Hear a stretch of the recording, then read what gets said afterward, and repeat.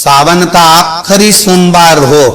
शायद यही लास्ट वाला है, सावन का आखिरी सोमवार हो, जो लोटा जल का लेकर जा रहे हो उसमें थोड़ा सा इत्र, अगर इत्र नहीं हो तो गुलाब की पंखरी, पंखरी नहीं हो तो कोई फूल की पत्ती उस जल में बाबा को समर्पित, इत्र हो तो ज्यादा अच्छा। आखिरी सोमवार को या सावन महीने का आखिरी दिन आप शिव को जब 2 लोटा जल चढ़ाएं तो उसमें इत्र का भाव रखकर, कामना कर कर, त्र्यंबकेश्वर बाबा का स्मरण कर कर और महामृत्युंजय मंत्र को जपते हुए।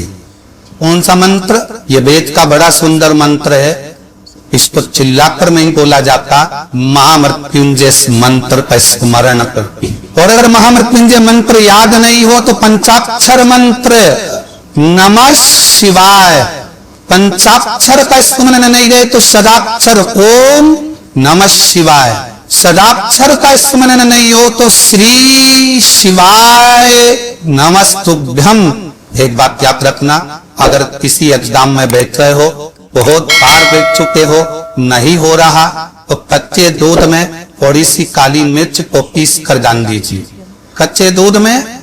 थोड़ी सी काली मिर्ची को पीस कर डाल लीजिए। महाराज थोड़ा सा कच्चा दूध बेलपत्री के पेड़ के नीचे समर्पित कर दीजिए, अपना नाम और गोत्र बोलकर थोड़ा सा कच्चा दूध उसी में से शंकर भगवान को चढ़ा दीजिए।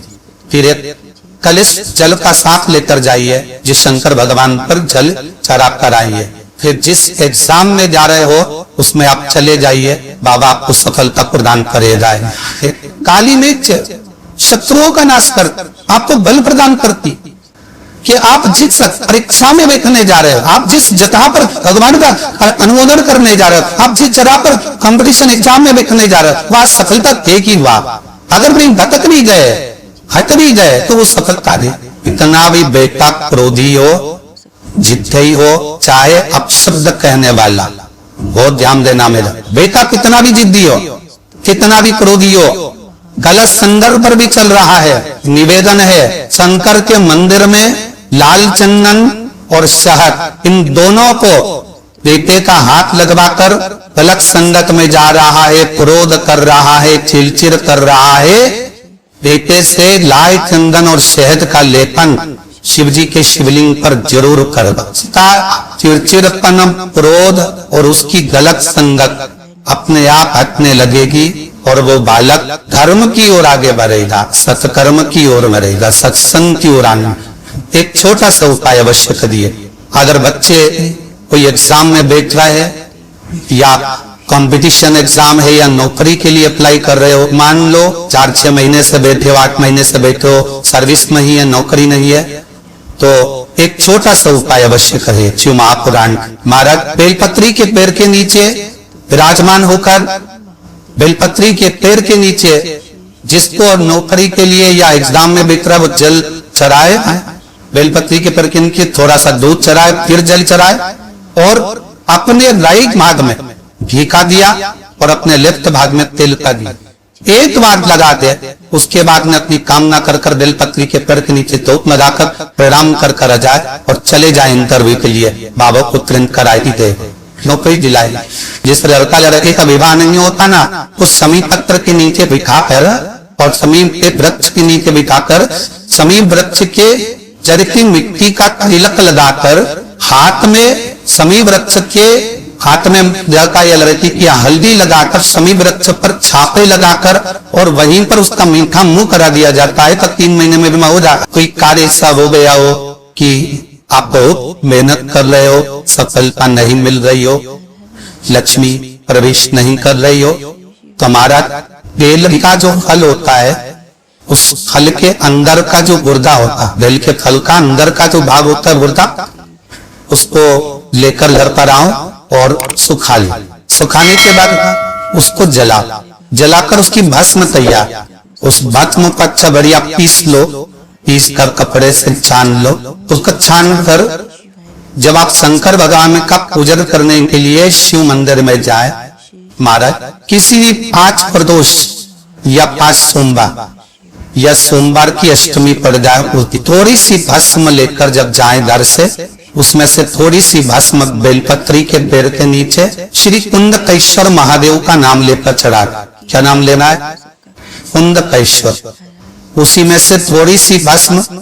जो बेलपत्री के वृक्ष के नीचे आपने चढ़ाई या बेलपत्री के वृक्ष की जड़ में चढ़ाई, उसको लेकर आओ और वही वृक्ष माता पार्वती का नाम लेकर भगवान शंकर के ऊपर चढ़ा दो और अपनी मनोकामना कर कर एक लोटा पानी शिव पर समर्पित कर दो, चुटकी भर बस। और बाबा चाहेगा कि आपका जो लक्ष्मी रुकी हुई है या व्यापार नहीं चल रहा या कार्य नहीं हो रहा, तो बाबा धक्का लगा ही देगा। ऐसे ही लगा है शंकर भगवान को भस्म पति थी। बेलपत्री किसका प्रतीक है? माता जम्मा जगत जननी जगदम्बा। आप लोगों ने अभी नवरात्र गए हैं तो नवरात्र में दर्शन किया होगा। माता का कहाँ यज्ञ होता है, सप्तशती से यज्ञ हो चाहे माँ अम्बे जगदम्बा का जो यज्ञ होता है, उसमें बेलन के फल की भी आहुति लगती। उस भस्म की बड़ी पर्वत, बेल का जो गुदा होता है, गुर्दे की जो भस्म तैयार कर देती उसका बड़ा मनवांछित फल की कामना। आप जिस कामना के लिए कर, विवाह के लिए, नौकरी के लिए, सर्विस के लिए, व्यापार के लिए, रोग मुक्ति के लिए, आप जिस कामना से कर, महाराज बेलपत्री के वृक्ष के नीचे बैठकर हाथ में एक बेलपत्र का पत्ता रखकर आप पंचाक्षर मंत्र नमः शिवाय, ओम नमः शिवाय या श्री शिवाय नमस्तुभ्यम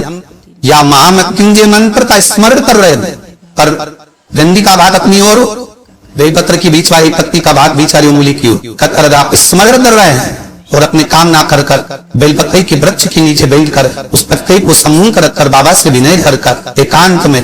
उस बेलपत्री के वृक्ष की छाओं में आप काम ना करता पत्ते थे शंकर भगवान के ऊपर समर्पित करना है। तो ये जान कर रखे कि पार्वती और शिव का मिलन करवा रहे हैं और अपनी मनवांछित फल कामना पूर्ण करवा, क्योंकि शिव और पार्वती का जब मिलन होता है, शंकर पार्वती अब एक दूसरे के सम्मुख में होते हैं, शिव और पार्वती जब एक दूसरे के सामने अपने बच्चों की तरह एक दूसरे के सम्मुख में आते हैं तो उनकी चेहरे प्रशंसा का बस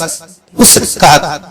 कभी सोमवार का दिन हो तो शंकर जी को सोम प्रिय है, शिव जी को प्रिय है। महाराज एकांत में रहना पसंद करते हैं, बोलना पसंद नहीं, हंसना पसंद नहीं, किसी में मिलना पसंद नहीं, एकांत का वासा ही ज्यादा पसंद हो। कई बहु तक के बेटे ऐसे होते हैं जिनका अपने अपना स्वाद है, दूसरे तो परिवार में किसी से मतलब ही नहीं रहता था, किसी से अच्छे से बोलते ही नहीं, कमरे में जाए अकेले बैठ रहे, पति आया उससे बात कर लिए, अपनों से बात कर लिए, बाकी किसी से बोलना ही चलना नहीं। तो उसके लिए भी गन्ने का जो रस होता है, महाराज गन्ने का जो रस होता है, उस रस में सफेद इल्ली को पीस कर जो व्यक्ति का स्वभाव बने को सुधारना है, सब में मिलनसान करना है, तो शंकर भगवान के शिवलिंग के बीच में जो अशोक सुंदरी का स्थान होता है, वहां पर उस जल को चढ़ा दिया जाता है, उस रस को समर्पित करा जाता है। आप सबको पहले भी श्रावण के महीने में जो कथा कही उसका व्याख्यान वर्णन करा कि श्रावण का महीने का महत्व क्या है, वो भी आपको ऑनलाइन कथा में आप लोग सुन चुके हैं, लाइव कथा। श्रावण का पूरा महत्व बताया था कि श्रावण के महीने में शंकर भगवान को पूरा लेखा जोखा का भार प्रदान किया गया। श्रावण के महीने का जो दूसरा सोमवार होता है, उस दूसरे सोमवार में रात्रि के समय पर, अर्थात शास्त्र अब घड़ी और पल का स्मरण करेंगे तो रात्रि के बजेंगे 10 से 12 बजे, 10 से 12 के बीच धतूरे के साथ बाबा को शुल्क समर्पित होता है। ये भी हमारी बाधाओं को, हमारी तकलीफों को, व्यापार व्यवसाय के लिए, नौकरी सर्विस के लिए, बहुत सारे एग्जाम में आप बैठ लिए, गवर्नमेंट एग्जाम के लिए बैठ लिए, नहीं हो रहा, ये 3 बार मेरे शंकर को बेलपत्री के वृक्ष के शूल समर्पित होते हैं, उसका आनंद और उससे अपने को सुख प्राप्त। पार्वती प्रसन्न हो जाती है, बाबा भोलेनाथ के चरणों में कहती है, बाबा आपने कहा कि मेरे भीतर जिस समय आपने तप करा तो आपसे रुद्राक्ष का पौधा उत्पन्न हुआ और मेरे तप करने से ये बेलपत्री का जो पौधा उत्पन्न हुआ, इसके शूल का सुख आया, इसके शूल का सुख मुझे प्राप्त हुआ, आनंद मुझे प्राप्त हुआ है। महाराज बेलपत्री का पत्ता, बेलपत्री का कांटा, अब माता पार्वती दूसरा संवाद कर रही है बाबा भोलेनाथ जी से, बाबा मेरे द्वारा निर्मित इस बेल पत्र के वृक्ष में जो फल लगता है वो फल की महत्वता